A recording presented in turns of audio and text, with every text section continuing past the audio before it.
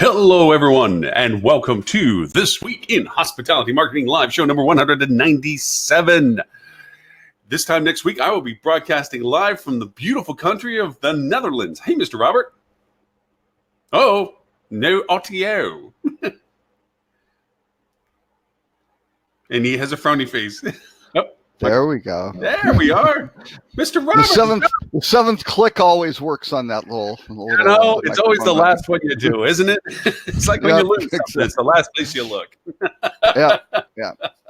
How are you, kind sir? Fine. What will you be doing in the Netherlands next week? Possibly attending HEDNA? Not HEDNA, no. I will be speaking at HSMAI's lunch series in Amsterdam next Wednesday, and I'm going to be doing a live broadcast from there. I got to start pumping out the postings on those. I'll be doing a live broadcast from there, and I'll be recording it and posting that up too. And then really it's a couple of clients I got to chitty chat with, and I have family over there. So we're going to be over there until June 8th. Wow. Yeah. Very nice. We're going to spend a couple of weeks with the fam, and of course it's business trip. Mm-hmm. Thank you, Mr. IRS. It's a business trip. Had dinner with a friend last night who was in from California who was visiting their rental property. No, actually, it is business. Yeah, it is business. So we're fine. That's good.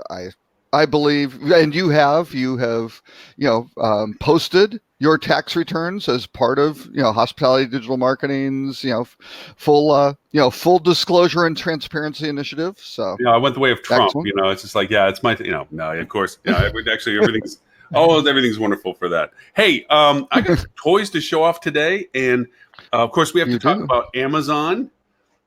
Oh, I'm in big trouble for that one. Apparently, full disclosure, full apology to Kevin May and Focusrite and people. So yesterday I'm jammed with meetings from like 8 a.m. all the way through. I've got a 30-minute break at 12:30. And so, wrapping up a meeting, I got a little notification. I got an email, and it was, all I see is kind of the headline. And Focusrite had their conference. Where was it? Was it in Amsterdam? I'm not sure. Wherever it was.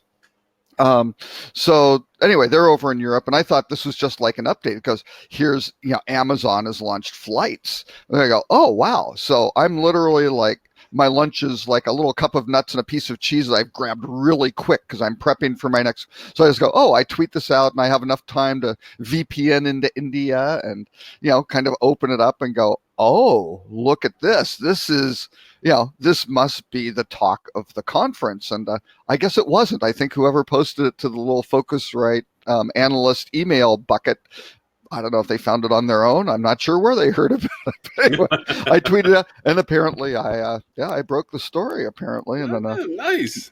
Yeah, my friend Dennis Shaw from Skift, who I'd seen last week in Cancun because we were both speaking at a conference.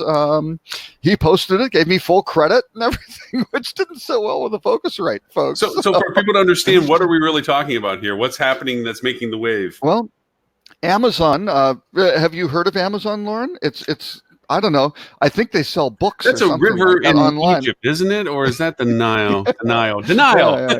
Yeah, exactly. So Amazon I think has had, this would be now foray number 5 into travel, right? They started off doing something with Expedia. They did something with Overstock.com. I think they tried something on their own. They did some sort of short-term hotel, local bookings type thing, all of which plugs were pulled on within, normally 6 to 18 months. Oh, and here comes an echo. We have an echo? I did. Yep.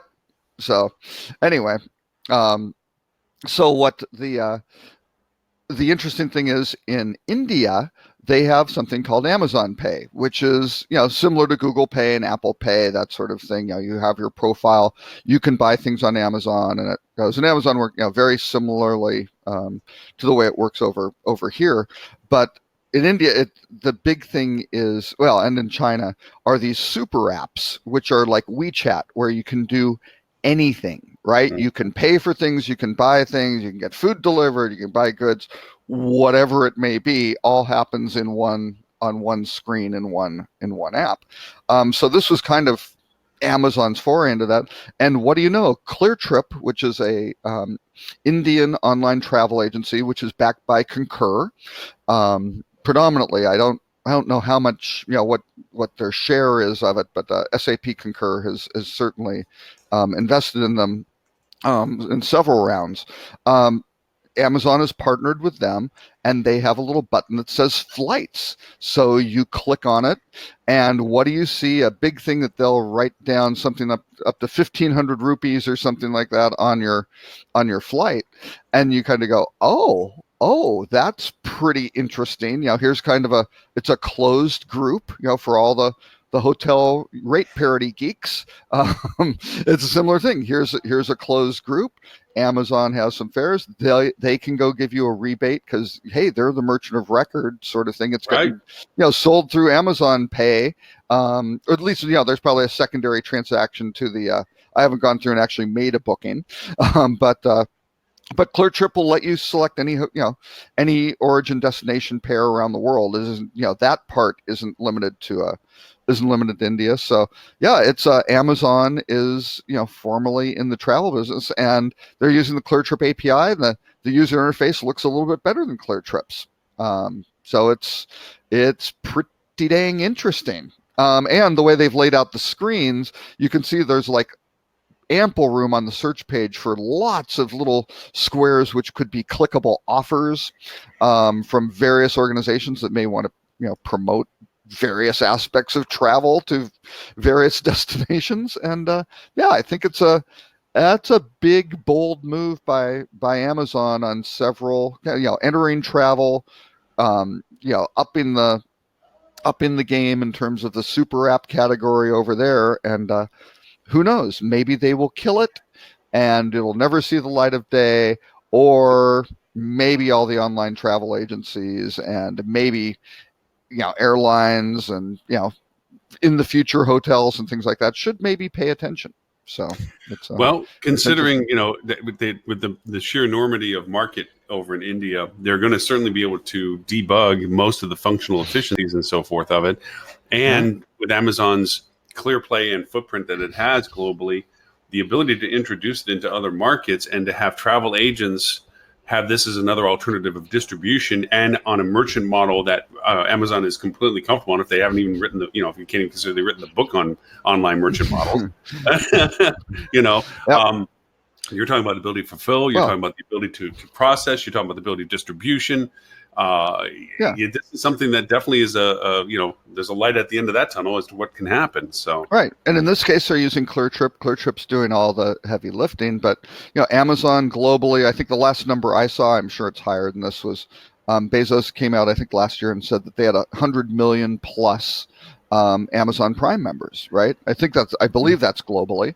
I think they have something like 300 million plus users, globally. So it's a massive footprint.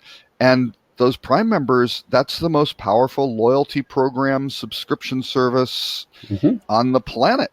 I mean, people go to Amazon and they are not shopping. It's a thorn in Google's side for trying to get into the shopping arena. They have a very, very powerful platform with a very, very dedicated group of users, right? So it's so it's anything Amazon does, more than willing to pay for it. And if you figure, if you start mixing these things up, like with the Whole Food acquisition, and it's still weird for me to walk into a grocery store and see Amazon Prime rates for food products.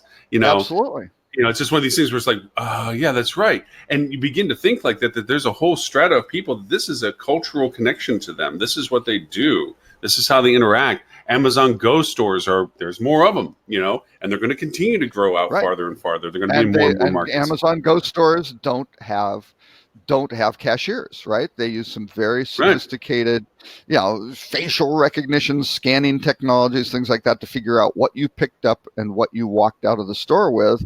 and they've eliminated the friction. I mean, that, Amazon, even from the beginning, when they bought I think they licensed the Net Perceptions collaborative filtering engine, right, which generated recommendations. It was these guys out of the University of Minnesota who are doing some pretty interesting stuff. I believe Amazon licensed that early on. So everything they do also is highly machine learning, prediction based. Mhm. What are your preferences? What would you like? People who bought this also bought that. If you like this, you might like that, based on massive quantities of information. So, when Amazon starts understanding not just what what kind of and how often you buy dog food or whatever, because now they have subscription services. They have Prime Now, where you can get. I live in Dallas. You can get things delivered within an hour or two. And It's they're actually unbelievable. advancing some of the same day shipping now, outside of, because they're expanding other moderate markets now. That it's just not the Dallases, the New Yorks, the Miamis of the world. Yeah. There's the Memphises, the Cincinnatis that are getting same day service too. Right. And they're beyond the Amazon now, which is that can be done in 2 hours. I mean, it's amazing.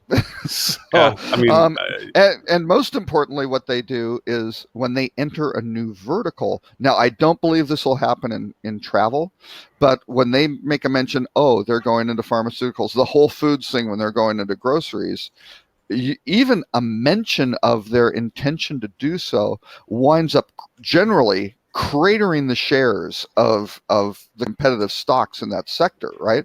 To the point where there's this massive market capitalization drop on the competitors, but then Amazon's market cap goes up more than the value of the drop of the competitors. And you look at it and go, wow, that's pretty damn powerful. So so I think people should know about that. And actually, Morgan Stanley, Brian Nowak at Morgan Stanley had published a piece on kind of risks to Google, because Google had their big marketing event this week as well. And so, it was kind of like, hey, one of the risks is Amazon doing stuff. And hey, where's Google get a lot of ad revenue is travel. So obviously that would be a risk if someone large came in and entered travel. And who could do that? Amazon, sort of thing. So, now, since we're talking about giants, and we did hit because you were the breaking story maker for that for the rest of the world. Inadvertently, not trying to do that. Just, I was really kind of surprised that it was in India and it was flights. I mean, it makes really, really good sense for them to do it that way. But I was really surprised and kind of excited about it. So I tweeted. Now, let's talk about the other one. And we're not talking about the 800-pound gorilla, as Tim Peter says. It's actually the monster that devours the 800-pound gorilla, Google and Google Travel. Now that IO9 is done. Yes. And they did their announcements and so forth.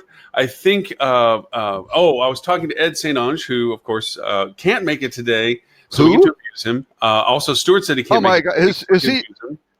And are those three incarcerated again? Yes, unfortunately, the restraining orders are legit, and they but anyway. So Ed was talking about the fact he was dealing with the DMOs, and he just came back from a DMO Google gathering, and the DMOs were, as he said, pale-faced, because they were really realizing now Google's play, what Google is truly doing in the travel vertical space. And if anybody has any questions about this, you can go to google.com/travel and welcome to the world of Google Travel, because it's all there now. I mean, it's just a beginning part. Well, it's just starting. Yeah. It's only just begun. Yeah. Well. Yeah. So Google has put a lot of effort into flights, right? Because they bought ITA Travel, which was Jeremy Wertheimer's, startup out of MIT. I think they bought it 2010, maybe 2010ish, sort of thing. But what ITA Travel was the backbone for Orbitz, right? That was kind of the big play, and for a lot of the airlines, it allowed it to really very much more efficiently price their flights, because before they had been kind of, think of it as like a file-based loading system, right? Where you'd say, oh, the flight's originating in Houston and it's flying to Newark or something like that. So Continental Airlines at the time could post those flights, and that's fine. However, there might be a flight that would go from Houston to maybe Raleigh, Durham, or something like that, and then from Raleigh, Durham, connecting into Newark, which might be less expensive, but when you connected those two segments. But Continental kind of structurally didn't know about that because that's not how they filed their fares. Well, ITA broke up all the segments and could scramble them around and combine carriers and do all sorts of really interesting stuff. And then all of a sudden they went, oh, look at this. This is making us as airlines more efficient too, if we can wind up doing these things in terms of how we price this stuff. So anyway, they bought about $700 million, and they didn't have any hotel people involved and didn't really do hotels. They've done some things in hotels, but now the latest one, starting last year, is they moved the hotels, all the hotel price ads or whatever they called them over the years. They moved that onto the basic, core Google AdWords platform, or again, what their advertising platform, again, whatever they're calling it these days. They tend to change it every year or two. But yeah, now all of a sudden there's a whole bunch of those pillars are more active. The third pillar was they had a trips function, which went and scanned your Gmail and went and said, oh, I see an itinerary. Let's pop this up. Looks like you're going to Minneapolis in June, sort of thing. And then, would give you restaurant recommendations, also, little walking city tours, all sorts of stuff of what you do in the destination. Okay, so all separate, non-integrated whatsoever. Right, but so I see what you're saying with this, but maybe I saw the more ominous aspect of this, not just from the article that I put into the chat link. By the way, the really cool function with Restream that I have, because we're simulcasting on 4 Facebook platforms and 3 YouTube platforms and 2 Periscope platforms at the same time. The lights are dimming in South Florida. But anyway, so but there's a new function in Restream. Lauren, we need a 12-step program. Anybody watching who knows of a 12-step program for streaming technologies? Please have them reach out. Intervention for Lauren Gray. Intervention for Lauren. So it has a universal chat function now that I can monitor all the chats on all of them at the same time and simulchat on all of them in answer. So as I post stuff on our webinar jam, I can then copy and paste it over and share it on all those platforms at the same time as well. I thought it was pretty cool. Anyway, so that is what I saw on this travel thing, which scares me, is the little package button. Oh, and it sucks. By the way, I'm not really bad. It's worrying me. It's what it's going to become that worries me. Oh no, absolutely. And having worked on the team that got the U.S. patent for dynamic packaging, almost 20 years ago, so, or at least we started working on it 20 years ago.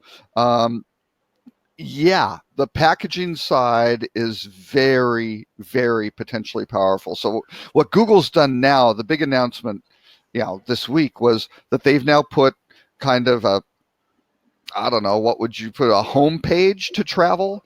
So they kind of have, you can go to it if you go to your if you search for hotels in New York or something like that, the page that you go to is the hotels page, right? Which again was kind of resurrected. It used to exist years ago. It got sunset. It's now back.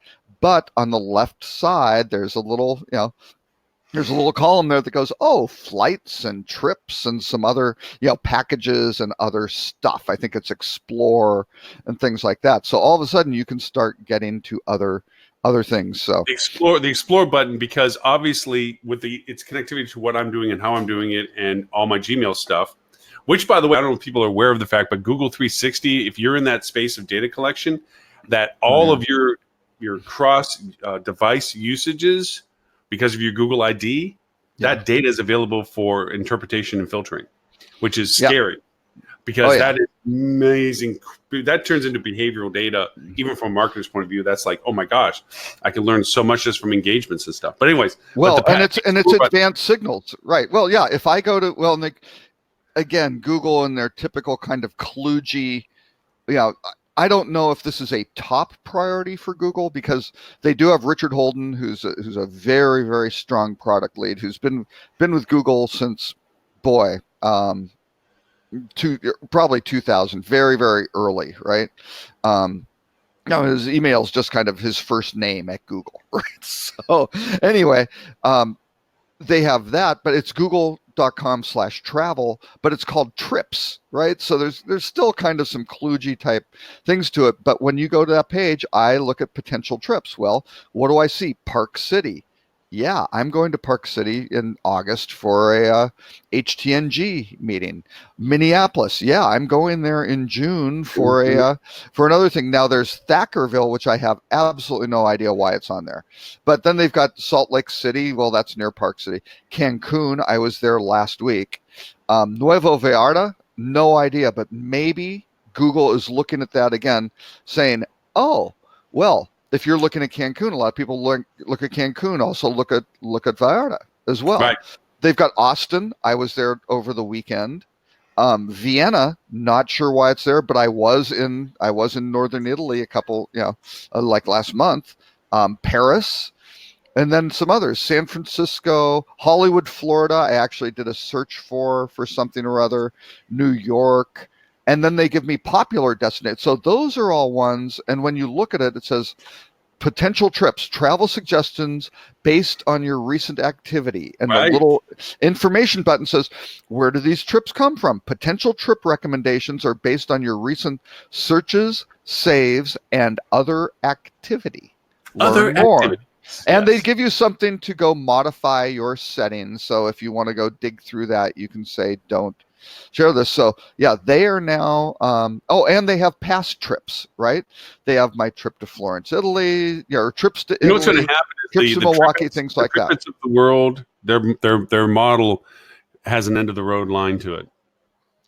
Because in this past trips and so forth, and Google's ability to keep track and so forth, and its ability, and this has been a long-standing ability for you to incorporate check-ins via Gmail. Like, do you want to check into your hotel now? You can, you as a hotel owner can actually do that. You can build that so that your hotel can function like that. And membership and connectivity to memberships and so forth, your flights, check into your flight. So all of that functionality is there, and it's the predetermination as to what you're doing, and it's post-determination of what you're interested in. The worlds of TripIt are numbered, because that functionality will be less than what you're actually getting for free engaged with your normal platform of Gmail.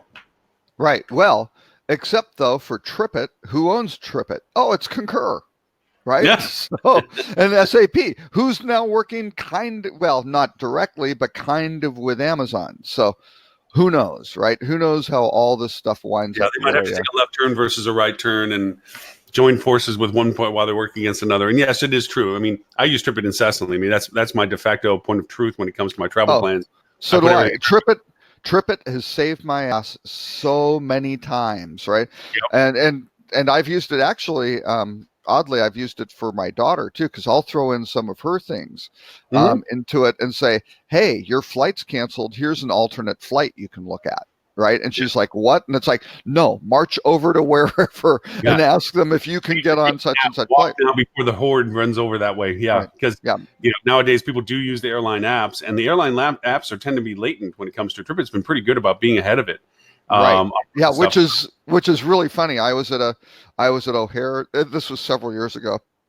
I was at O'Hare, evening flight, a flight that's often scrubbed by United from Chicago to Milwaukee, short flight, right? If they don't have a load coming back in the morning, I'm not saying that they scrubbed it because they wanted to save the crew time and the fuel and all that, but kind of maybe looked like that. Yeah. So maybe not causation, but high correlation.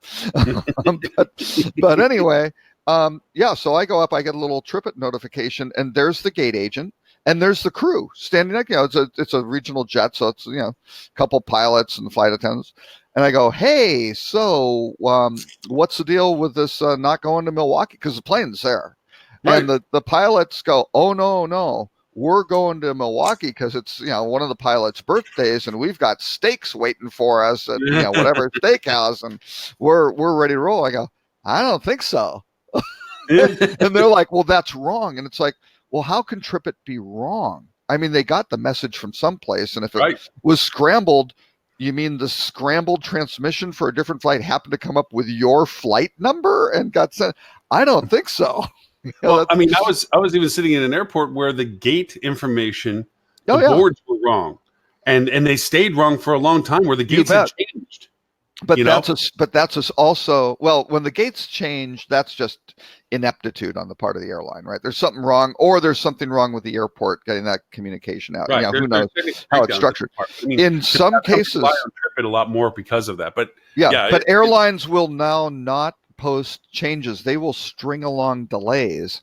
If there are nonstop flights going on competitive airlines, with seats available, the last thing they want to do is say, oh, we've got a 90-minute delay. People go, hey, I want the United flight instead of Delta or whatever.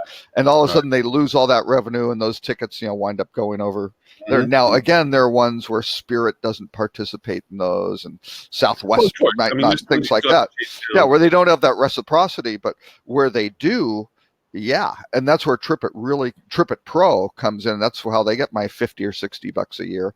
It says here are more flights on the same airline, and then here are other airlines, and then you can do time windows really quickly and go great. So all of a sudden you can go to somebody with armed with the information, saying, change me to this flight, please, right? And you can give them all the information. Here are the flight times. Here are the flight numbers, something so they can do it quick because time is of the essence. Once they start rolling everybody on, the 180 seats onto other flights, if you're trying to go someplace on Friday night, they might book you on Sunday whenever the next available seat's available, depending on, the sequence of that rolling. But you got to act fast.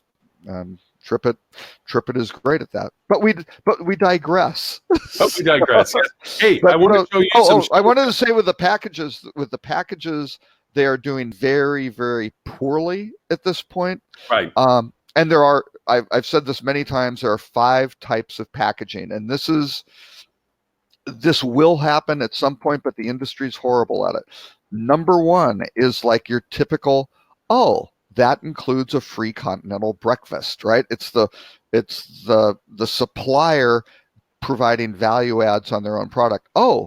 It's free rounds of golf and carts and things like that. Well, the current user interfaces, even on just buying a hotel, if you're looking at a resort, you go, oh wow, that's $300, $300 a night instead of $200. But then you can, if you don't realize, that includes, golf and cart rental, that might be an incredible deal, right? That could just be amazing, but you can't really tell. So that's number 1 is the value add. Number 2 is what all the groups like Expedia and everybody does. That's bundling stuff together. They're just taking components, moving them around and doing stuff with that. Well, I shouldn't say Expedia. Expedia is doing dynamic packaging as well. When they're actually figuring out the pricing, right? Because they'll look at the bundle and then look at the different underlying component costs. They'll look at their costs or the retail prices of those components. They'll look at their underlying costs on the component. They'll look at the competitors of who's selling these things and then go, save 5% or $200 or whatever if you bundle it together and prepay. Right. Mm-hmm. So that's a little bit more on dynamic packaging, not what the patent says. The patent's a little bit different. We don't have time to go into the patent, but the patent is much, much better and much more supplier and consumer friendly. So, there are 3 more. That's 3 of them. So people aren't really doing dynamic packaging quite the right way, which really, really efficiently lowers prices. But then the 4th one is kind of sequential packaging, right? It's do you want fries with that? You bought an airline ticket, you haven't, bought air, which Concur is trying to do very effectively. If you may have noticed in TripIt, you load a hotel thing and it goes, hey, you don't have any air. Here's some flights, and they also own, whatchamacallit, I forgot the name of it. Hipmunk, right? So Hipmunk. they say, hey, do you need a flight on Hipmunk? Which is great, except Hipmunk doesn't support Delta, right? Delta doesn't play with Hipmunk, which is kind of a bad thing. So anyway, they do some things like that. Would you like fries with that?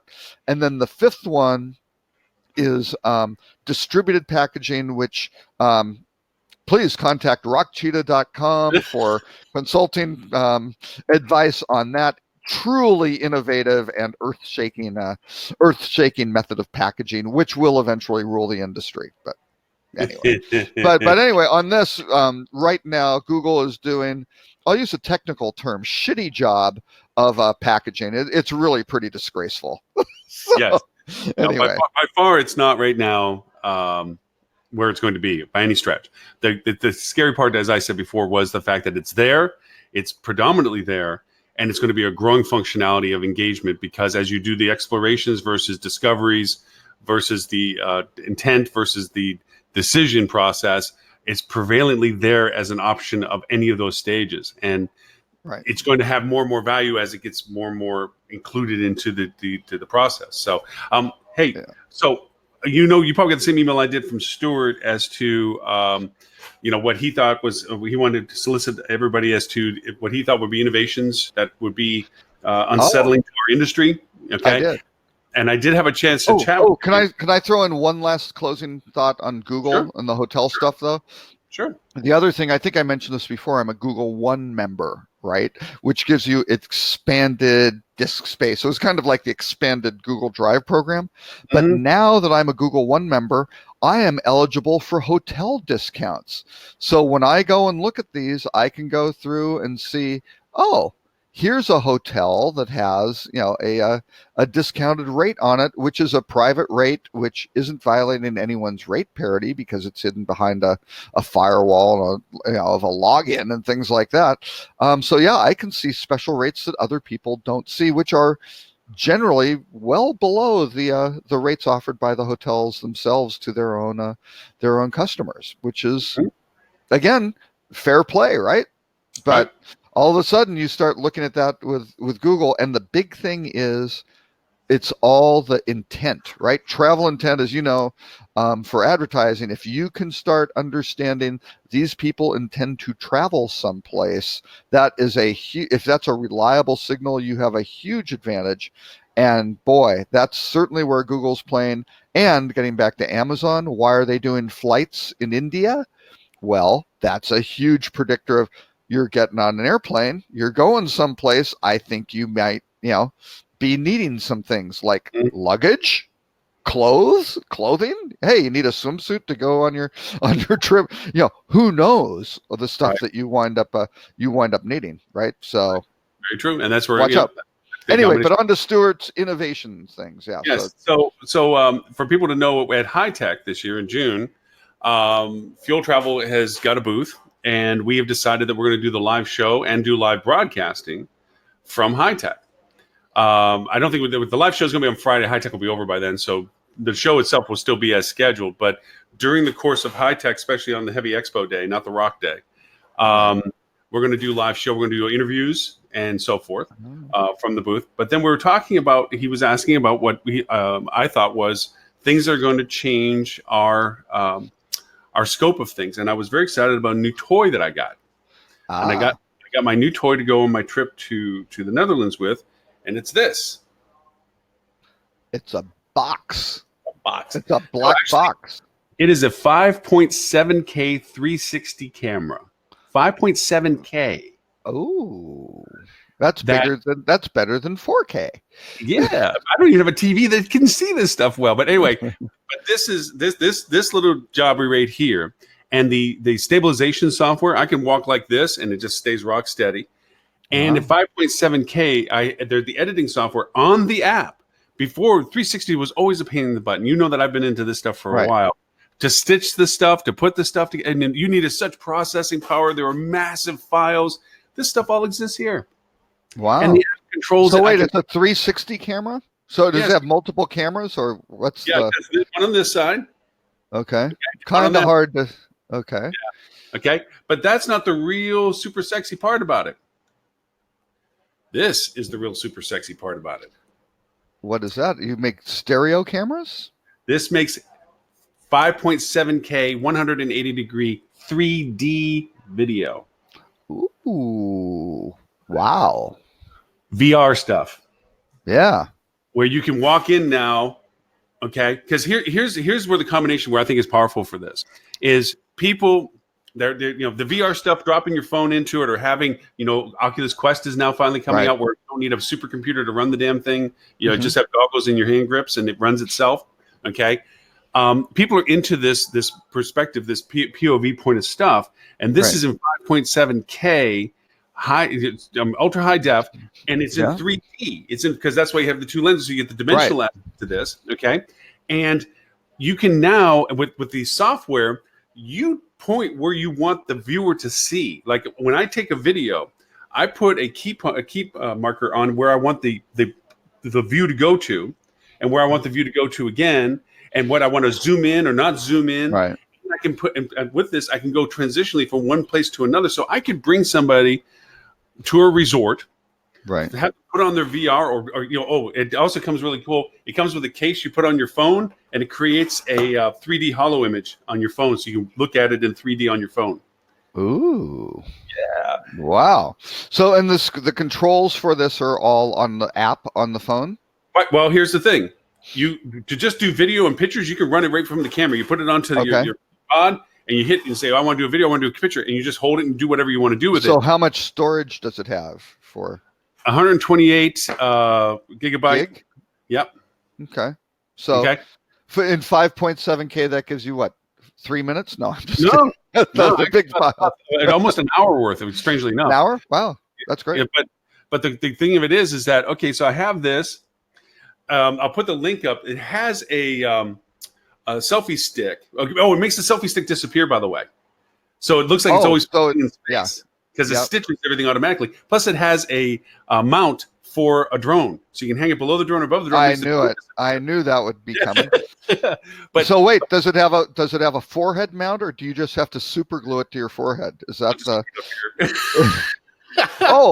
if you have the kind of the construction hard hat with the two beer cans with the things, you can put it right in the middle. All the GoPro mounts work on this. So I can have it on my chest. I can have it on my head. I can have it anywhere. I can have it on my wrist. But here's the fun part. I'll put the link for you on it. But there's a selfie stick. It's called a 360, and you put this up in the 360 mode, and you spin it around. You spin it, and it does a matrix. And you can give your viewers vertigo in 3D. Excellent. No. It does the matrix thing because what you do is in the editor. Bullet time. In the editor, you can slow down, speed up. You can do accelerated hyper and slow down, and so what you can do is when you do that, everybody throws up confetti and stuff like this, and you go spin this around. All of a sudden, it's like all slow mo, and you're going everything's in 3D. So wait, will you be demonstrating this at High Tech in the Fuel Travel booth? Are we going to build like a large ramp where you can take your BMX bike and do this, and then do your backflip, spin the camera while you do it there in the actual exhibit hall? Is that what you're planning? I'll give you the link to the site so you can see why I'm so stoked about this. Okay, and what is the retail selling price, or did you wind up getting this on AppSumo? No, Amazon denial. The only thing Lauren has ever purchased not through AppSumo is on Amazon, right? No, $400. This is what gets me. This is the thing that gets me crazy. Is this stuff? Any innovative hotelier who wants to get themselves into the space of discovery, and this is why I brought up Stuart's conversation first. To me, this is disruptive because it's not going to be heavily adopted. Not everybody in the world is going to run out and buy these things, but the ones that can value proposition this, if you can create content that is engaging content through all the levels of discovery engagements that you have, because you have that product capability of doing this, this is crazy cool stuff because it goes beyond two things. One, the exposure of your product to a potential guest, and secondly, your guest's ability to share their experience to their audiences of people that they communicate with. Because for me, as geeking out, I'm going to be walking around with this thing. I'm going to be all through Holland posting crazy 3D pictures on Facebook because you can do those 3 parallax pictures. That's what this thing does.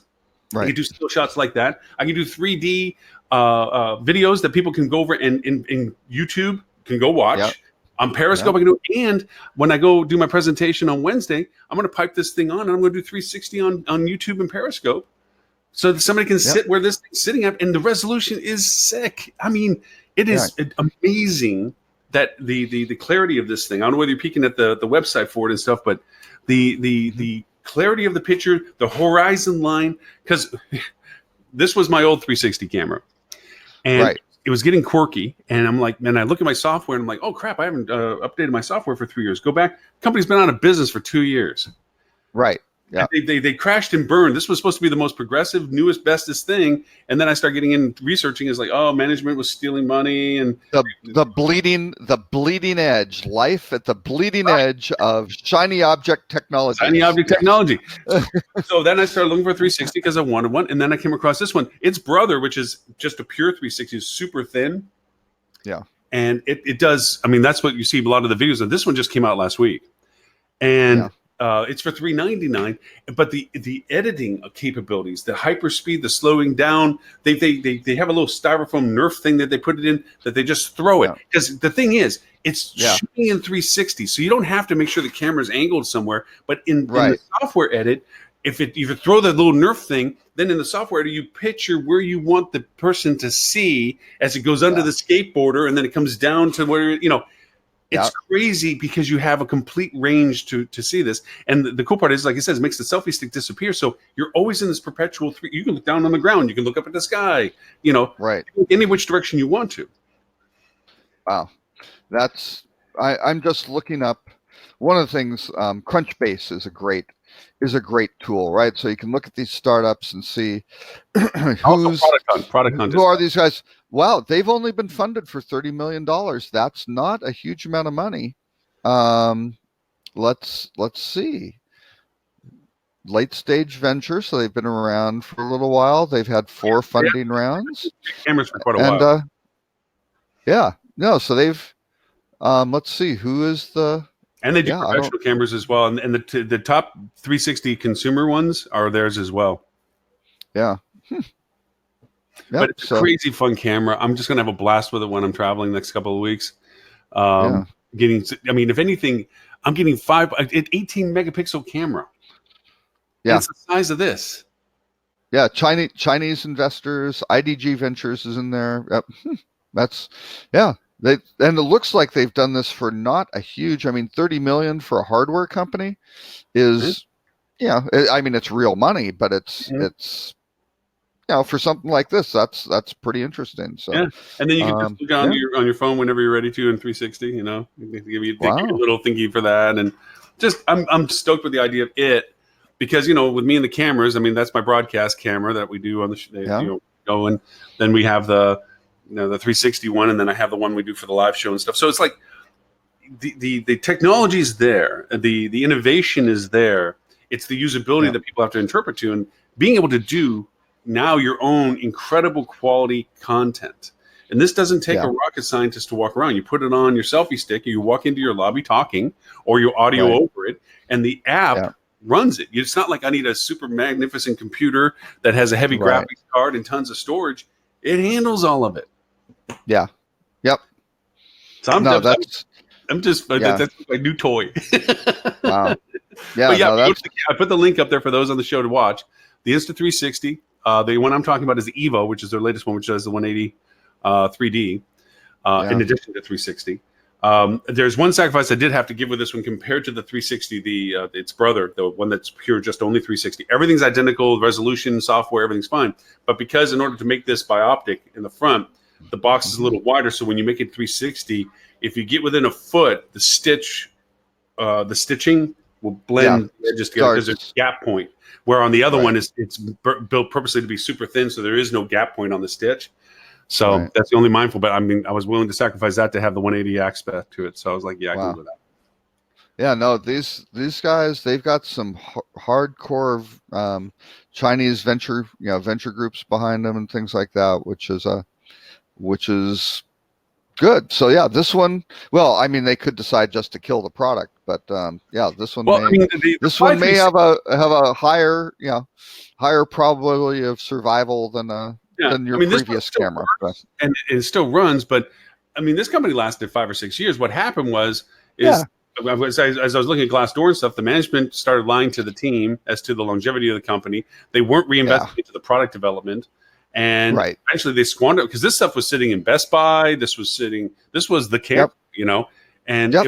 but it just didn't get maintained, and other competitors came out with different stuff at cheaper prices. Right. Yeah, you And- got to keep once you see the software updates and the firmware updates, things like that stopping. That's I got a Pono player, which was a Neil Young's super high quality audio, kind of MP3 player, beyond MP3 player, right? It was it did all sorts of other different formats, which were really great. But yeah, it eventually died. And they could have really changed the world. It's really good. I mean, Mhm. the technology is fantastic, but they didn't have the runway in terms of having enough funding, enough relationships with the music publishers and things like that, and the artists to make it go, I had right? enough money, I would have bought Leonard Nimoy's laser disc. Okay, Mr. Spock was pushing the laser disc. I would have picked that laser record. I would have picked that bad boy up. I own a Laserdisc player. I'm looking Remember at it that right the there. big I've one, got the big. I own one. It's still fun. But I have a text. My audio video entertainment tech stack is an Onkyo receiver that I've had for years. I've got my cable box. It's an Aris You were a cable box. rich man because back then Oh that no, stuff was Super Beta Hi-Fi. I still have. I've got a VHS Hi-Fi. Still operating a Panasonic Blu-ray player and a Roku turntable, which works very nicely, and my Pioneer Laserdisc player. I actually have the HHD player that came with the Sony Xbox that was in competition with Blu-ray. Remember that? It was yeah.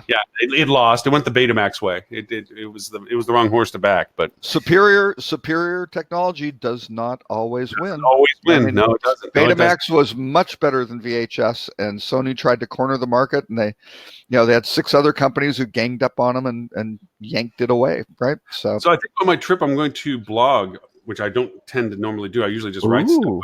I'm going to try to blog a little bit about how to use tech when traveling to share your experiences, and also from the business perspective, what would be something we would ask our guests who are shareable people that have want to be influencers. What is it that you would want from them? Like, what kind of stuff could you play with? Like this camera, like, being able to dialogue with audiences, like being able to do live casting, because that's the other thing too. I plug this into the right thing and I can live cast from it. So, what would we think would be usable? So I think I want to try to write some stuff up. And not that Flip 2 would be a viable platform to have information. I don't know. Talking about kind of sketchy company. The guy that runs that thing's pretty sketchy. Yeah, Ed St. Ange. Anybody who can't spell their last name correctly, Stonge. I think it's Stonge. I think it's pronounced Stonge. I'm pretty Stonge? Sure. I think it's Ed Stonge. Yeah, I think so. Yeah. So, and that's what you get, Ed, for not coming on the show. But no, I think something like that. And we get to say Tim Peters. Put the S on the tail end. Yeah. So, but I think once you get this, I mean, certainly a lot of the Flip 2 clients are discovering, hey, guess what? Some of these guests are really shooting better stuff than we can, because it's relevant, and they're using little tools or technology or perspectives or whatever, creating content. You go, that's really cool, and that shows the hotel or the destination in a very unique and certainly authentic way. And so to be able to use that and get access to it, that's great. And I do hear whatever you just clicked on is now creating an echo. I didn't touch anything. Oh, well, whatever it is, there is a little one. Or a delay, at least I can hear it coming through my headphones after I say it. Didn't touch a thing. That's weird. I don't know. Can you still hear it? I can try and test. Yeah. No. Can you still hear an echo? Can you still hear it? I can still hear an echo. Yeah, That's there's a bizarre little because I delay. mean nothing's changed on my side. I haven't hit anything. Oh, I don't know. Huh. Anyway, I will ignore it. I'm going to turn the volume down real low just to make sure I'm not kicking some feedback to it or anything. But move this Well, away a little bit. I can try this, and that still hear it a little bit. Yeah. Huh. Looks like it sounds kind of ambient. That's Yeah. interesting. Nothing's really changed. I have the audio dialed down on the desktop, and I get the microphone. I'll move it farther away. I have no idea why that would ever happen. Streaming to 4 YouTube channels and 2 Facebooks and multiple Periscopes. 4 Facebooks, 2 Periscopes, 3 2 YouTubes. That's not a lot, is it? Don't understand how an echo could pop up in that environment. Jeez, Hey, one thing I don't know. have noticed has gotten better. I was having problems with the Restream doing the infinity screen. After a while, it would reboot itself and create a screen within a screen and keep going, and it was kept causing that problem. It seems to have gotten itself fixed, which is cool because, like I said, I mean, I can chat on all of the channels at the same time, monitor the chat on all the channels at the same time, and simulcast. I mean, this is crazy. Well, and you know, actually, there is one thing here. I'm trying to figure out how to share your stream. It says, Lauren Gray is live now under Hospitality Thought Leaders, right? Where I think you're now publishing these. Oh, well, our group is not going to be shareable. Oh, that's right. So one of the links I couldn't. So yeah, on the page you can. On the page you can share the link. And then my personal one, you can share the link, but on the group one, it's only within the group members itself, which, by the way, I brought up the conversation last week and we didn't have it as a topic this week. I do want to come back to the provisional changes that Facebook is making to groups because it's creating a different value proposition to businesses as to how to use group relationships compared to your page relationships.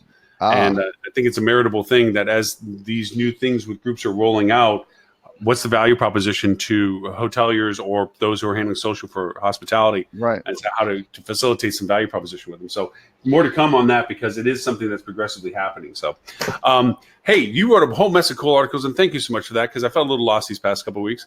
I think so.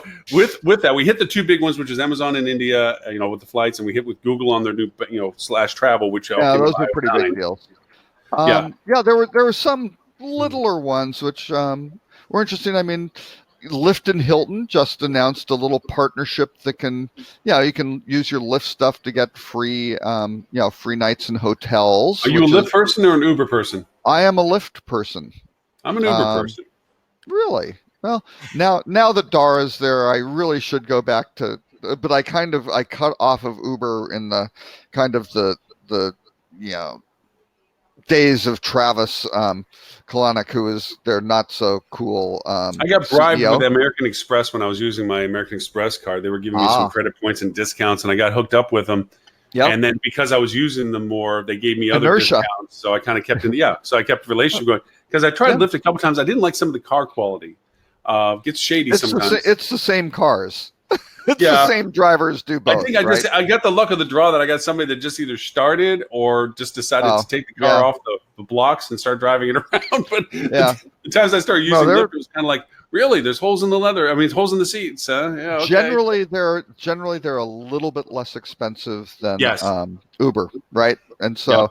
So I'm just kind of playing around with it, but recently I've been using Lyft and have not had issues. Actually, generally speaking, I think with a car, the ride sharing type thing or car hailing. I mean, it's this is not a sharing economy; these are just businesses, right?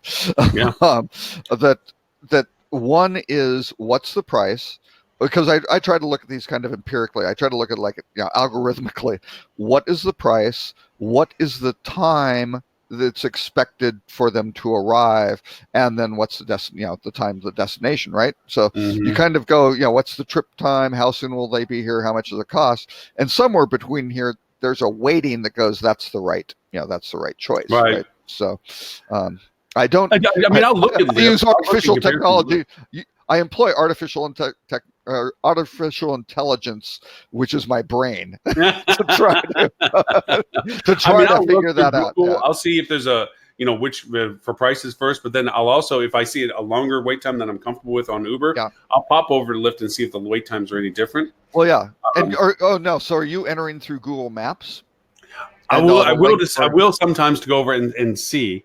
Yeah. what the prices are in compare. Like we'll just real quick to see what the difference is on them. But then I'll Yeah. go into Uber itself and look at wait times and Yeah. see how far away the cars are. And then if I don't like that, then I'll pop over to Lyft and see if the wait times are Yep. just as long.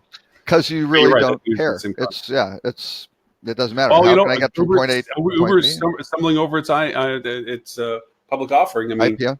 it's Yeah. still tanking. Well, and yeah, but one of the notes that I put here was Dara is doing an outstanding job, I think, as being CEO of that company and change. I mean, that is a nasty, nasty company to be the head of. I mean, basically, Uber's business model has been for every $1 you pay to take a ride, they pay $1.30, right? That's not a great business model. And so they're stacking up massive, massive losses, which is certainly not easy. And the whole end game is, when can they get the drivers out of the loop, right? Because then they become profitable, right? I mean, that's the whole thing when things go autonomous. They just went through a whole mini strike where the drivers are saying they need more money. Right. And that, when you're losing that much money, paying drivers more is not a great thing, because again, the original process was the surge pricing, which customers hated, which you still see somewhat, but not in the kind of egregious realm it was before, because that was their method when they didn't have many drivers, going, hey, driver, you may be just ready to go to sleep, but hey, the bars are closing, and if you get out here, you could make some serious money, right? So that kind of made some sense, although the consumers hated it, right? So how do you balance that? But anyway, Dara, because a lot of the employees at Uber, okay, here's the IPO, this is great, and all of a sudden they see the share price cratering. He wrote a really, really great, one of the great business letters to employees about, here's something that's going on. And he followed the classic, we've talked about this before. What happens when you have some sort of crisis? You acknowledge it. In this case, you don't really have to apologize, because you just kind of explain the situation of kind of how it occurred. And then you basically say, here's what we're doing about it. And then you try to overcompensate. Well, in this case, it isn't like, oh, we'll go give you a bunch of money and more shares and things like that. But basically, this article basically, came out and said, what did they do really right with this? Because that's a really deflating proposition for all these, all the direct employees and all these drivers, right? All these contractors. He did it quickly. It was direct and honest. It told them what the plan was. It was empathetic, and it was motivating, and he just did a really, really fantastic job with that. So good. Good for him. It's the right way. It's always nice to see business leaders when they do things the right way, instead of just ignoring it and things like that, but really being aware. Which, again, for Uber, with some of the cultural problems they've had, that's super, super important for an organization like that. So another one of the smaller articles. It was funny that you threw it in there, because it was one that I had also chased down, because I was always interested in how this was going to turn out. Was the TWA Hotel at JFK? Oh yes. And it was kind of interesting because I was happy that the article echoed a lot of what I was seeing my friends who have gone through there and stayed there at its opening said about it. And it was not pleasant conversation.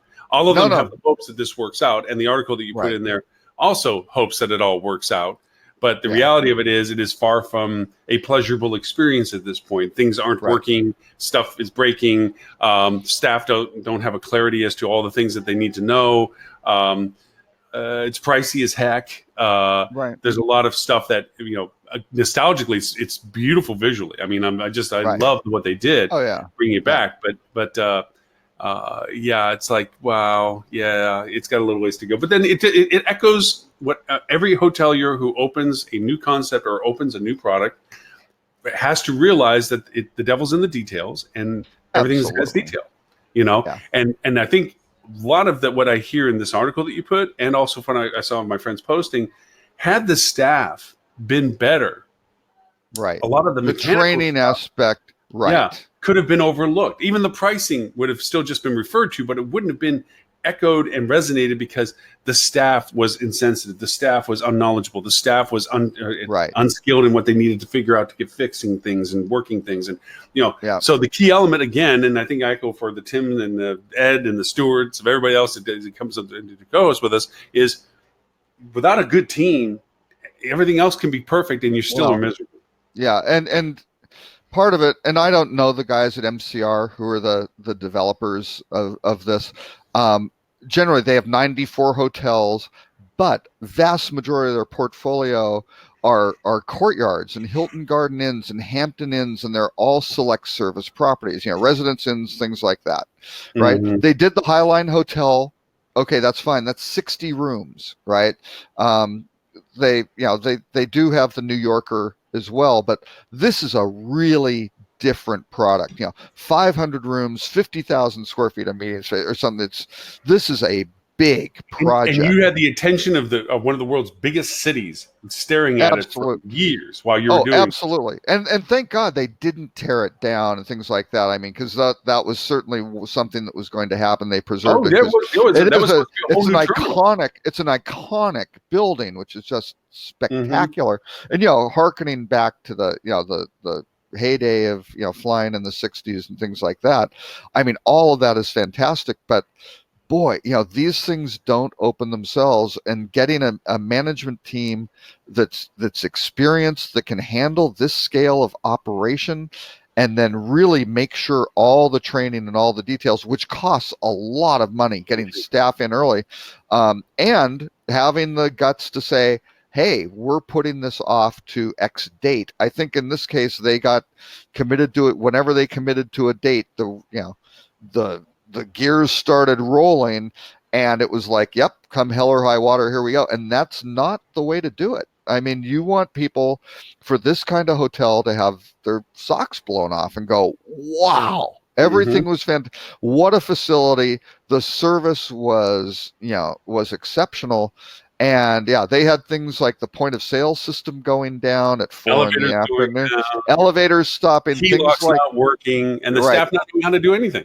Right. And so that all just screams they were not ready. And people were saying, the comment was they should have opened a week later. And it's like, hey, when your elevators aren't running reliably or whatever is shutting that stuff down, that might not be a 1 week later type thing. I have New York clients, and we were one of the hotels that were, it was never a hotel before, and we opened to the public as a hotel, was British Airways Crew Hotel. And it had gone through a great renovation, but they had never renovated the elevators. And the owner decided 30 days after this opening to the public that they were going to reno the elevators. Yeah. So it's a small footprint, 38 floors. So it's not like it's like only 4 or 5 floors and got a little walking going on. Yeah. It was a critical component to being able to book the rooms. Absolutely. One elevator was running, the other one wasn't. So, the wait times and latencies and so forth create huge issues. Horrible. We did a gamification for because we were looking for the young urbanite anyway to stay there. So we did things where we put water stations on every other floor. We put tokens, and if you accumulate a lot of tokens, we would give you a Fitbit watch, stuff to incentivize people to know. But we were very forthcoming with it. And then you see a lot of hoteliers that are going to go under the knife on some stuff, nameless as they may be from certain ownership groups in San Diego, and they're trying to hide their renovations. Right. Yep. And it's like, you're going to have this blow up. It's not a matter of if, it's when, and you're going to get behind it. You're going to not be in front of it, and you're going to be making amends for stuff that you should have been forthright at the beginning with. The purpose of a hotel is hospitality and guest service, right? Unless you're just selling shelter. That's fine. Yeah, if you're a pod hotel, you get what you get. you can sell shelter, and that's fine. It's not raining in there. It's dry. Maybe there's some climate control, so it's not too cold or not too hot. You don't have to have much in the way of furnishings. You could just have a little bedroll out for them. That's fine. And you can abuse people if you get the price low enough, maybe, but. That's not for a hotel like this. We'll see. I mean, they have, they're going to be doing some very, very large events. And they want to have lots of weddings, lots of parties. Those are very demanding, as you know, very demanding events where, you know, you just aren't running 4 of them simultaneously in a place this size. That's the most important event of these individuals' lives, right? And it's not like, hey, we got 75%. We do pretty well on 80%. We're batting pretty well. So, 300 batting average doesn't give you the championship in this league, sort of thing. So, we'll see. I hope they do great. That's what I've said from the beginning. It scared the hell out of me that they hadn't done a lot of, hotels like this in the past, and this, how they launched it, is indicative of that. So I hope they get their act together. The hotel deserves, something great. It should be one of the greatest hotels in the world. Yeah, and I think simply because of its merit of where it is, what it has been, it will get fixed. It will be that. It may go through some iteration changes as to what's included into that nostalgic part and what has to be functionally available for it. Yeah. But it will, and it will be one of those places that you're going to want to hit when you're there. It's going to be a tourist-based operation as a destination thing to do. Yeah. And they're making some weird management decisions. My understanding now, I haven't seen this formally, but people were grousing about it on Twitter and in some Facebook groups, that they are not like working with travel agents. They aren't paying travel agency commissions. They're just, everything's going to be booked direct. Right. And it's like, wow, that's really short-sighted. It's at a freaking airport. It's an iconic travel thing. You want all these travel agents who are like, most of them are complete aviation travel geeks. You want them loving and promoting this thing, and come on. Really? To save that, adjust your pricing structure. Make sure if people are out there, talking it up, as opposed to, no, we aren't going to work with you guys, which that does not seem like and again, maybe they're much smarter than me and they're brilliant and they're going to eliminate all those commissions and they're going to book everything directly. But boy, I've never seen a hotel that has had such extreme demand, and especially with 500 rooms at an airport, sort of thing, how they're going to really and if everybody's gone in and optimize all this. If anybody's gone through JFK, there is nothing in proximity. This is not something. Oh no, there's some stuff across the street. There's a little hotel row out there, but no. I'm talking about, if you're going to be there, you're there for what you're there for. It's not because you're going to wander around and hit some dining. No, that's it. Yeah, you are it. It's not like you're going to just you're not going to be able to wander out to the concourses and get to go around. Yeah. Oh no, yeah, hey, you're isolated. So I put up, just to wrap up, this was literally, we hit every topic in the category. Thank you for this. It was Accor about doing their workspace in Europe, Wojo. Oh, the co-working. Yeah. I find Accor getting to be more creative and more interesting day by day. I think that they got some really smart people and they're really beginning to rethink themselves. I'm not saying this is a smart move on their part. I'm not saying it's a great move on their part, but their creativity and how they're approaching their business model, I think, is a very open-ended. I respect that they look at these things. They experiment with a lot of stuff. They're trying a lot of different things. We give Marriott a hard time for having 30 brands. Jean-Claude Bolanos was on a panel that I was moderating last week in Cancun, and he said, "Oh no, they have 38 brands," sort of thing. And I asked him, because I had someone from Posadas. I had Jörn K from Posadas and Jean-Claude. And basically said, how many brands is too many? And there's not a right answer for that. It's how are they differentiated, and what ones are relevant to consumers, period. And if you have brands that aren't well differentiated and aren't relevant, that's too many. Sort of thing. And if you have 2 of them, and if the second one is like that, or if your first brand is like that, if you only have 1 brand and it's not differentiated and not relevant, you're one too many as well. So, it's interesting how they do it. But yeah, Accor try a lot of things, and we'll see. And they pivot. I think it's kind of the fail quickly type thing. I mean, they did a lot of stuff with fast booking, thinking they could get their own kind of play the OTA game, be an OTA, bring in independent hotels. That didn't work too well. The independent hotels didn't really trust all their information and booking and all that data, going into a competitor, right? So, which is quite understandable. That's one of the risks, and they couldn't provide enough value add to overcome that negative. So, and what Yep. they do, they killed it pretty much, Yep. right? So, yeah. So in the marketing world, and this goes back to our Google conversation, we talked about Google Travel. Oh, the massive changes for the Google ads. Yeah. Yeah. I mean, it reaffirms something we talked about on the show even a few weeks ago, that in not too long in the future, our need to actually manage bid structure on ad campaigns probably won't really exist. Absolutely. Paid management won't really exist in its current form, at least, because Google, with their smart bidding, is going to be better, faster, smarter at it, because they have, and I have a great slide I use in my presentation deck. They can calculate over 9,000, and this is a small number, 9,000 immediate variables within 100 milliseconds for exposure of marketing. And if they could get it down to 50 milliseconds, then I know, maybe right? that'd be I mean, if you interesting. got but 100, not- let's get 50. Why can't you? yeah, Right? come on. But their smart bidding process, their ability for featureability, timeliness, travel intent, all the data stuff we were talking about, demographic profiling, all that variabilities, okay? And we know the number is bigger. That's the only number they commit to, that they say that these are variables that they construct into their smart bidding process. It's assumed that it's even larger. But 100 milliseconds, and it knows what ad, when, where, how, what place, what time, what piece of equipment to put it on. How, as a bidder, are you going to know how much you should be putting as monies and what your timings and opportunities should be? Because keep in mind, for those who handle paid campaigning, the amount you're willing to spend and the amount you're willing to pay for that exposure are your levers of discovery. They determine when it shows to somebody, on what it shows to somebody, and what is shown to that somebody. And if you're doing it by guesstimating value proposition, when Google's doing it in the milliseconds with more variables than you can keep track of, that's you're not right. going to win that argument. It beats you every time. And that's just one. And that's where the whole AI machine learning thing really comes in, because it can access more data. Right. Mm-hmm. Yeah. And it understands the context of the history of that data and the interrelationships of that data much better than an individual could.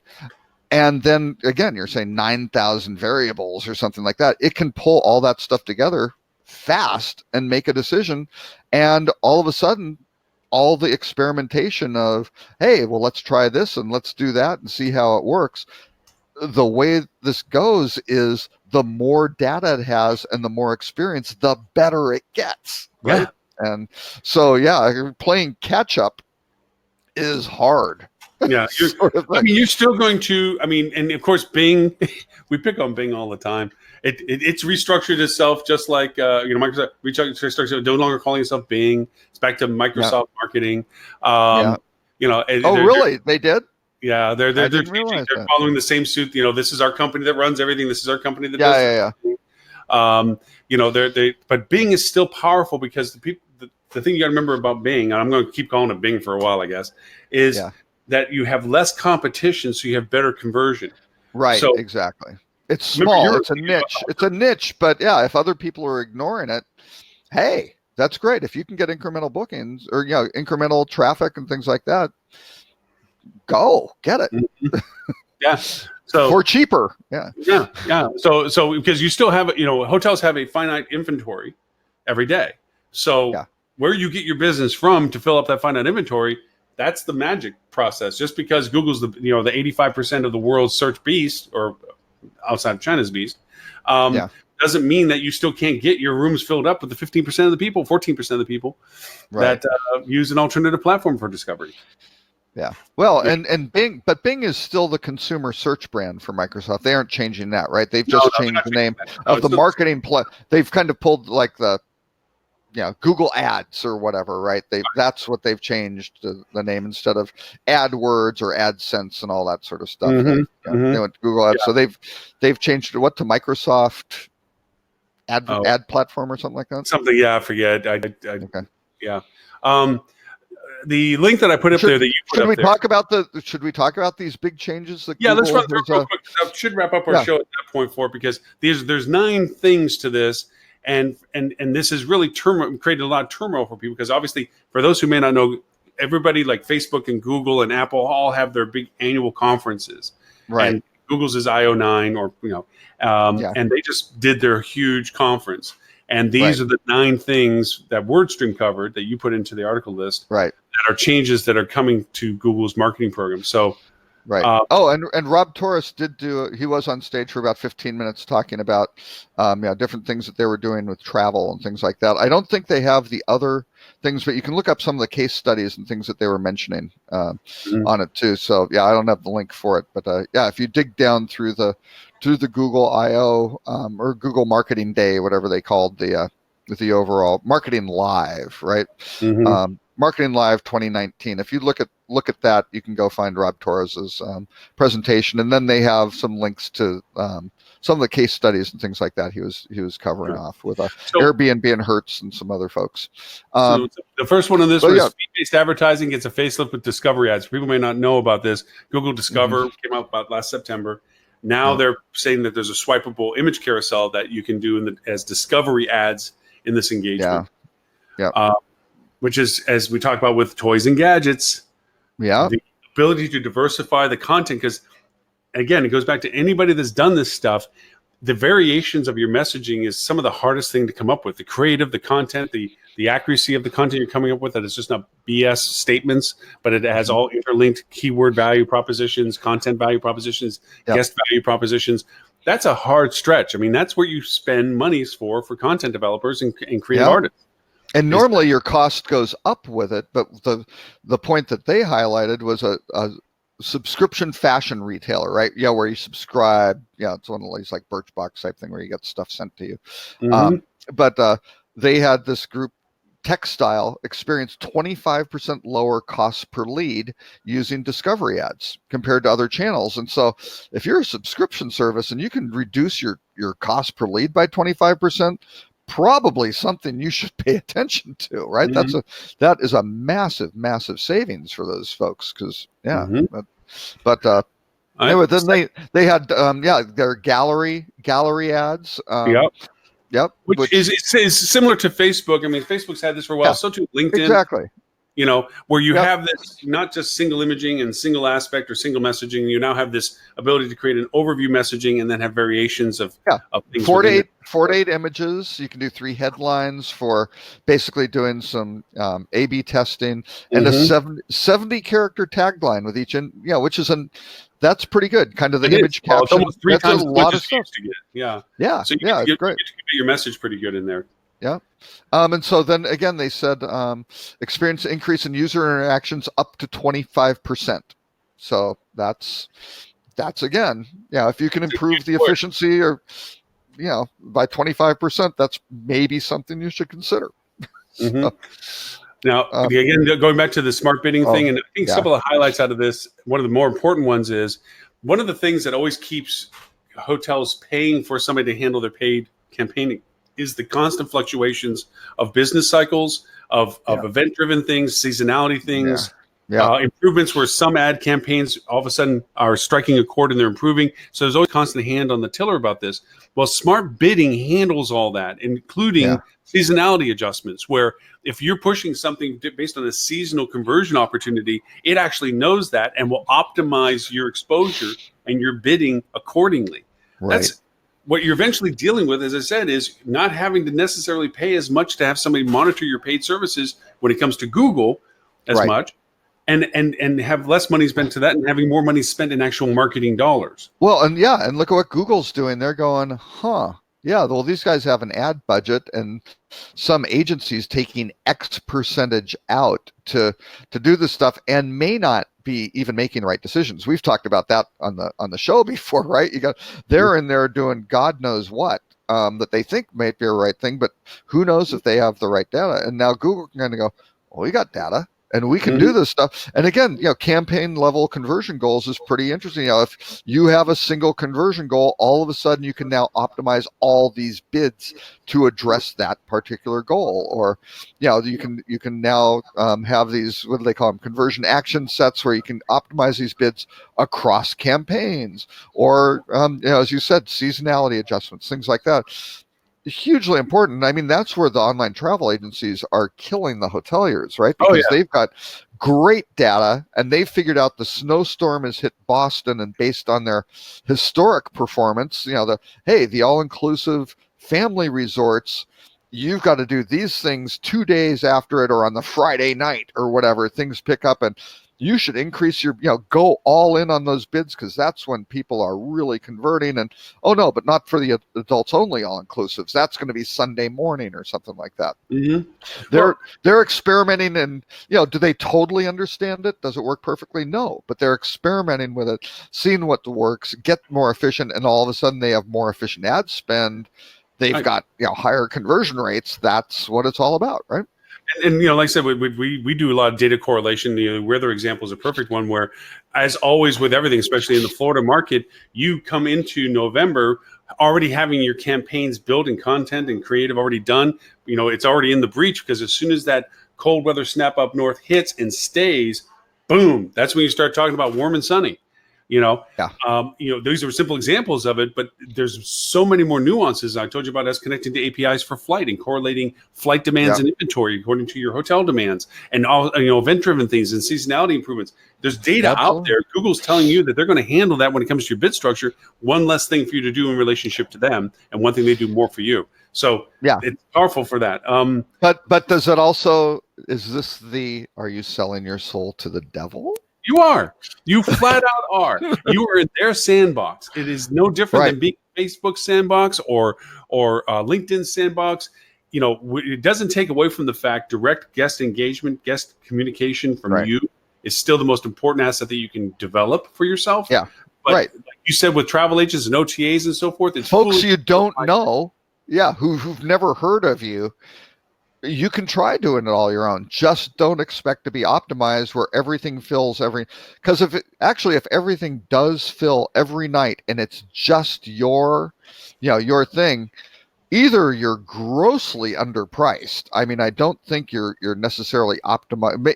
Maybe you are. Maybe you've completely figured it out, so every single night is perfectly optimized and you fill perfectly. But something's a little interesting there where everybody knows about you. I don't know. It's the Kardashians hotel or something like that. Mm-hmm. I don't know. Maybe there's some sort of thing that you can go, Kanye performs in the lounge every night. I'm not sure. Right. Yeah. But maybe it's possible to do it, but not for most mere mortals. But one I did not like, YouTube bumper ads for everyone. I know from a marketing perspective, this is really amazing, but from a consumer of advertising perspective, it's like, I know. No. But you know what? But it drives people to do exactly what Google wants them to, which is pay for the premium. You get less of this stuff. That's right. And that's the tax of being able to avoid advertising. What we're talking about with this thing today. You say, video ads are great. And I have this conversation with clients all the time. I'm like, great. We really love to get you into the YouTube space because it's a really great converting place. You have a beautiful product. We want to get people to see this stuff. Yeah. They don't have they have no content. Right. And then they always see it as, I got to hire this super expensive photographer to come in and do all these things with models and everything else. I'm like, you can go that route. And we're not saying you shouldn't have quality product, but a lot of times consumer content or just genning your own content is more than sufficient for doing things like this. Yeah, and they have this bumper machine now. So any video shorter than 90 seconds, you can turn into a bumper ad. But for please don't. Videos. Yep. Yeah. Yep. Yeah. And you can. They've been productive for us on some things. We try not to overexploit it, but it's great stuff. Yeah. Marketing point of view. Yeah. Now, this one is a scary one because this puts Google in contention with Facebook, and Facebook has a limitation of exposure that Google doesn't have when it comes to ad space. And this is they're blending their custom affinity and custom intent into custom audiences. Now, it's been really cool with Google's affinity and intent programs, but you always felt like you're getting half the equation or a part of the equation. But now with its blending, you're going to feel like, oh my gosh, everything that Google knows about them will be used into the optimization of the ad exposure. Yep. And and again, Google's relying on people sharing their information, trusting Google, and adding convenience to that individual's life to continue sharing. Yeah. Google Maps is a great example, right? I mean, they know exactly where you are, how you're going, if you're walking, if you're driving. They can figure out all this sort of stuff, where you go repeatedly. It figures all that stuff out. And yes, you can turn off your history and you can do all sorts of stuff. But what are they doing with all this information? They're figuring out traffic flows and going, hey, don't go that way, go the other way. You're going to save 2 minutes. And then it brings up to the next progression that was also Facebook stronghold, and that was lookalike audiences. And Google says, absolutely, because we're going to do expanded audience expansion tools just like Facebook's lookalike. And for those who may not know what it is, a custom audience with Facebook is where you give Facebook email addresses, and Facebook tells you whether they know them based on that email address or not. You don't know them individually, but everything about them, Facebook that knows, now turns into a filterable way of advertising to them. Well, their real expansion of that is lookalikes, which says, I think they have 55,000 points of data reference is the last number I heard from them. But to be within 1% identical to the people that you give them the custom audience to, they create what's called a lookalike. So you can take a list of a couple of thousand and turn that into a million people that are demographically almost identical to the people that have already used your product. But they love Italian opera and punk rock, for God's sakes. Right. And then tailor them geographically, demographically, whatever it is that you want to create the filterings for ad campaigns to a whole new audience that has probably the propensity to come stay with you. Well, now Google is saying, I got you back. We're going to do the same thing. We're going to create an audience expansion tool. And then with the ability to do testing on this, you can start saying, oh, well, let's do some multivariate stuff. Those are those guys, the punk rock and Italian opera lovers. And, oh, well, let's see, do they also love Game of Thrones and Harry Potter or whatever sort of correlation across all of these signals, right? And you go, oh, no, they hate Game of Thrones but love Harry Potter. Or, there's Star Trek versus Star Wars. Who the hell knows? And a lot of the stuff can't be intuitive because there's just too much data to figure out. Too many variables. And again, if you can start figuring out these predictive things and going, hey, if you look at this and going, this has a high probability of causation, not just correlation. We figured out there may be some causation here where there's purchase intent. These signals signify purchase intent. Go for it. And then the next one, Google Shopping, they now have clickable, you can buy things straight from the shopping interface. I don't know. Are they trying to fight against the Nile? No, that's Amazon, the river. Exactly. So anyway, local campaigns for everyone, shopping showcase. And you go, well, okay, what's this mean for hotels? Hey, remember when the Google Hotel Ads platform got moved into Google Ads? Yeah.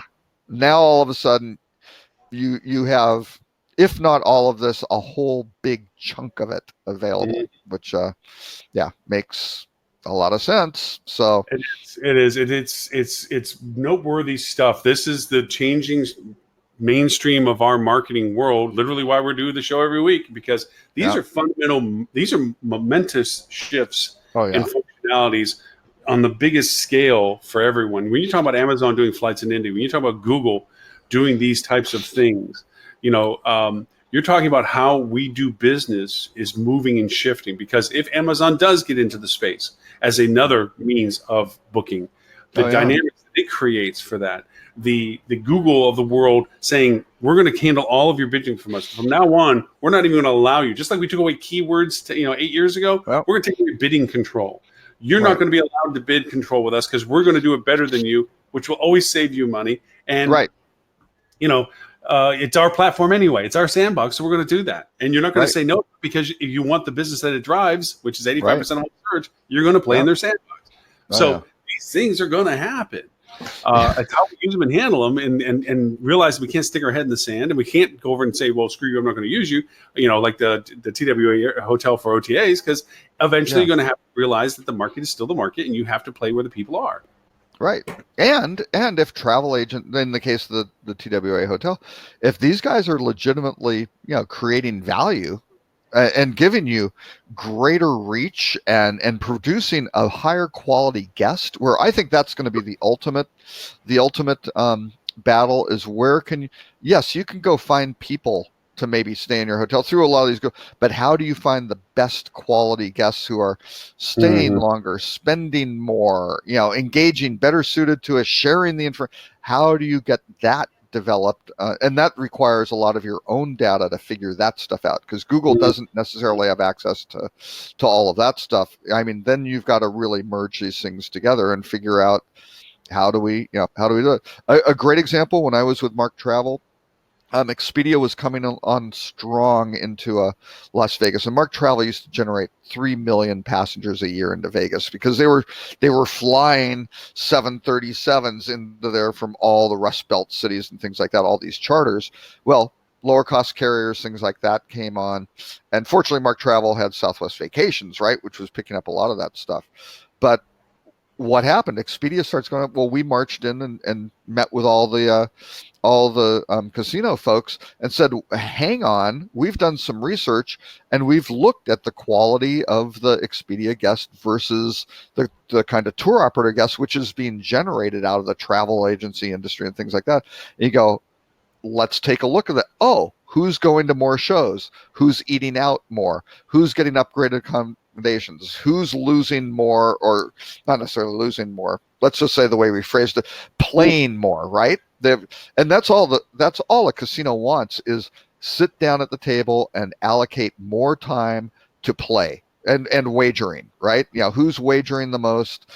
It was all these tour operator guests. And we're like, well, we understand that, you're working with them, and that's great. If they're producing value for you, we aren't going to say don't work with them and not us. That would be stupid. But look at the quality of the guest we're providing. And that gets people's attention, right? And you go, yeah, how do we do it? Do resorts really do that very effective? Destination resorts? I don't know. Some cases, yeah. For the people they really know. But how do you get that to these really high quality consumers who are going to love your product, share it, spend a lot of money, love your brand, be willing to pay a premium for your brand because they love you so much? That's where you need to ultimately get to. And those are going to be the battlegrounds once everybody's weaponized with all these tools, right? To go, shoot at everyone. So we'll see. Is it time to do the rut row? And we got to do a quick rut row because I got to jump here real fast. So we'll do the rut row so we can wrap up. This is an important rut row. I mean, this is, in not a negative sense, but by God, Taco Bell is opening a Taco Bell themed hotel in Palm Springs this summer, right? Which is not necessarily peak season in Palm Springs. No, it's about 120 degrees season in August, right? Now, what I don't know about this, I was really tempted to reach out to Taco Bell to find out more. It's for a limited time, right? So it's like, wait a second. So what facility are they using for this hotel? It's got to be closed to. It's got to be some sort of seasonal resort where it's like Dallas, closed for the Arts District over there on the other side of the river. There's the buildings that they rotate out the restaurants in there. They're temporary restaurants. Right. They rotate out of it. Yep. Maybe Palm Springs is trying to do something like that, and Taco Bell's going to take advantage of it. I know that their slogan, "Run for the border," isn't their slogan anymore. Right. But they said they want to be clear. It isn't a stunt, but it's part of Taco Bell's wider strategy of moving the brand beyond typical fast food experience. Let me tell you, and I'm ashamed as a parent that something went horribly wrong with the raising of my younger daughter, but she's been living in Florence for the last several months, studying abroad. Florence rated number 2 in the world for like best cities for food, and she's enjoying all of that. But one thing she has missed, she wants her first thing back from the airplane. 2 things, Taco Bell and Chick-fil-A. And it's like, no, how did that happen? You're the one to blame for that, Robert. You're the one to blame. I can only blame myself, because it's not you can't ever blame the kids. You can't ever blame the kids. You only blame the parents. Right? No, for how they turn. I'm just going to blame you because your wife's a saint for lots of reasons. One, of course, being married to you. Yeah, that's true. And yeah, and so, actually, I think she's more of a Taco Bueno versus Taco Bell person. actually, I love Taco Yeah. Bueno. I love I the, like Taco. Yeah, Taco Bueno is better. Taco Bell, not high on the. It's not like Taco Bueno's big ass taco.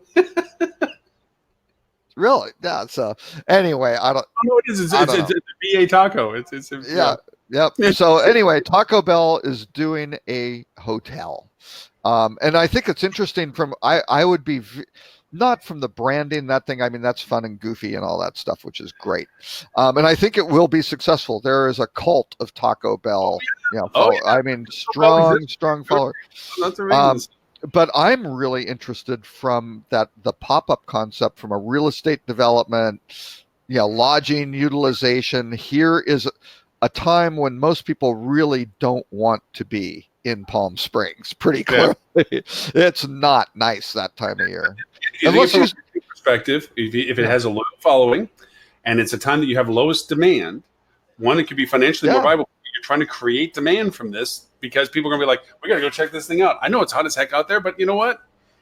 Let's go see it. But anyway, well, it was just like when we were talking about the swingers thing in Vegas, right? What was it? The swingers convention or something at a particular hotel. It's like that was one of our early rut rows. It was like maybe it may have been the first one. But Robert, anyway. I have to run, so I'm going to ask if people want to know more about Rock Cheetah and yourself. Where is it they can find you, sir? They can go to rockcheetah.com or at Robert K. Cole, where you can find inadvertently breaking news stories. So, you are a breaking story legend now. You broke that. Exactly. Yeah. For this show and all previous 196 other shows in the archive, you can go to hospitalitydigitalmarketing.com/live. Look for show number 197. Come around August when I get back from all this menagerie of traveling and craziness. I plan on having a separate website. We'll go from there. We'll change the face and the look and so forth. But for now, it'll still reside at hospitalitydigitalmarketing.com/live. Mr. Robert, thank you for the list. Oh, Mr. Robert's listing of show notes and links and everything else. If you already didn't see them in the chats on any of the multiple platforms we're pulling out to, you'll be able to see them in that link as well. Mr. Robert does a wonderful curated list of content that he distributes to HSMEI's marketing board every week for it. So we thank everyone that either watched us live, participated live, watched us on whatever platforms, and whether you listen to us as a recording. And I will be next week's show will be from Amsterdam. Well, actually, just outside of Amsterdam, and I'll be doing some live broadcasting. I'll be posting on all of my channels as well from the HSMEI EU on Wednesday on their lunch series. Very nice. So with that, Mr. Robert, thank you so very much, and thank everyone that was joined us on the show. And well, wait, to promote you, Lauren is available to speak at luncheon programs, things like that. If you basically you need to fly you and his lovely spouse over for 2 weeks, I believe, first class, 5-star hotel. How long's your lunch presentation? Maybe 30 minutes, something like that. Something, whatever justifies that expense. Those simple terms. Well, and plus the fee. I mean, if you cover all the travel and things like that, he will give you a deal on the speaker fee. Yeah, he'll cut off 5% if you book now. Whoa, slow down here. Does Restream do some sort of a little breaking news thing where you can say click here, only 17 left? So right, exactly, only 17 left. Yeah, I'll have a little banner go on the bottom. All right, Mr. Robert, thank you as always. We'll talk to you next week, and thank everyone for participating this week and listening to us on the show as a recording or our podcast. Till next week, thank you, everyone. Bye. Bye.